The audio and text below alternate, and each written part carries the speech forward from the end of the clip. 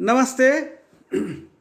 School and socialisation chapter के अंतर्गत हम लोग आज शिक्षा, शिक्षण तथा विद्यालय, सामाजिक, सांस्कृतिक, आर्थिक व राजनीतिक आधार के बारे में इस वीडियो के माध्यम से कुछ बात करने जा रहे हैं।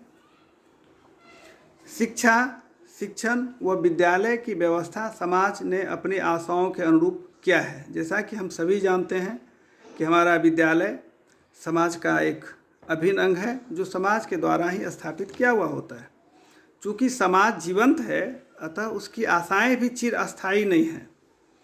अतः समाज की इकाई के रूप में व्यक्ति व समान सोच व समझ रखने वाला उनका समूह निरंतर सामाजिक आशाओं को संशोधित व पुनर्निर्मित करते रहते हैं।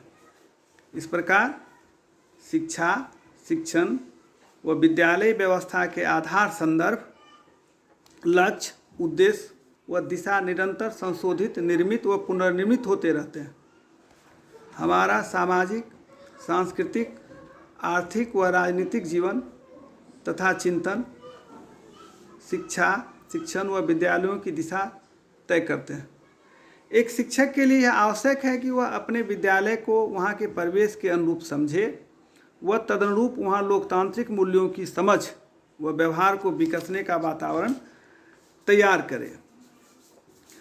जिस विद्यालय में हम शिक्षक के रूप में होते हैं या किसी विद्यालय का जो भौगोलिक परिवेश होता है, तो उसका भौगोलिक परिवेश की स्थिति, उसकी सामाजिक परिस्थितियाँ क्या हैं, उनके यहाँ के कल्चर परिस्थितियाँ क्या हैं, किस प्रकार के पर्व त्यौहार इत्यादि से वो समाज आच्छादित है, वहाँ के लोगों का आर्थिक जीवन शैली क्या है, उनके जीविका का प्रमुख साधन क्या है, इत्यादि बातों की समझ एक शिक्षक के रूप में अपरिहार्य होता है।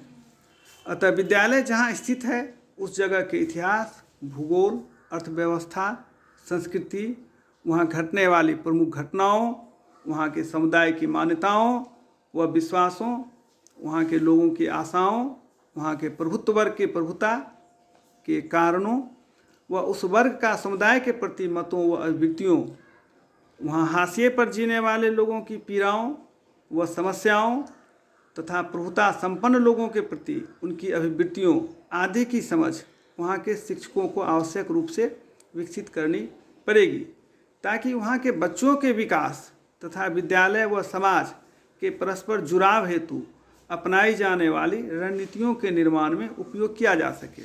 जैसा कि हम लोग अपने प्रथम चैप्टर में भी बात कर रहे थे कि हम जब विद्यालय में एक शिक्षक के रूप में कार्य करते हैं या एक शिक्षक बनने की प्रक्रिया में होते हैं, तो बच्चों को पढ़ाने की अपेक्षा बच्चों को पढ़ना सर्वोपरि होता है। हमारा फर्स्ट स्टेप बच्चों को पढ़ना होता है। बच्चों के पढ़ने से तात्पर्य है कि बच्चों की जो सामाजिक पृष्ठभूमि से बच्चे आते हैं, उनकी सांस्कृतिक पृष्ठभूमि होती है, उनकी आर्थिक पृष्ठभूमि होती है और उस सोसाइटी का राजनीतिक पृष्ठभूमि होता है। इसके आधार पर ही हम अपने एक शिक्षक के रूप में सही जिम्मेवारियों का निर्वहन कर सकते हैं और जो शिक्षा के मुख्य लक्ष्य हैं उसकी प्राप्ति कर सकते हैं। शिक्षाई विषय वस्तु स्वतंत्र न होकर समाज, संस्कृति, अर्थव्यवस्था व राजनीति सापेक्ष है। समाज की आशाएं व ज़रूरतें, संस्कृति की मान्यताएं व विश्वास, अर्थव्यवस्था की आवश्यकताएं तथा राजनीति की दृष्टि आदि शिक्षाई विषय वस्तु को तय करते हैं।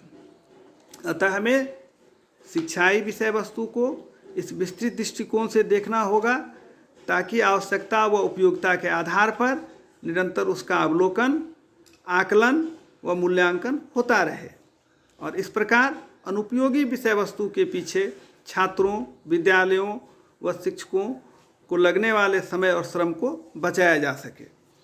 इस संदर्भ में आपके व्हाट्सएप ग्रुप में नोट्स, लर्निंग मटेरियल्स की सॉफ्ट कॉपी पूर्व में ही उपलब्ध करा दिया गया है, जिसमें हमने देखा है कि अंतर संबंधों की पड़ताल, सामाजिकरण के उद्देश्य, उसको प्रभावित करने वाले कारक, शिक्षा के राजनीतिक आधार, आर्थिक आधार आदि के संबंध में विस्तार से लिखा गया है।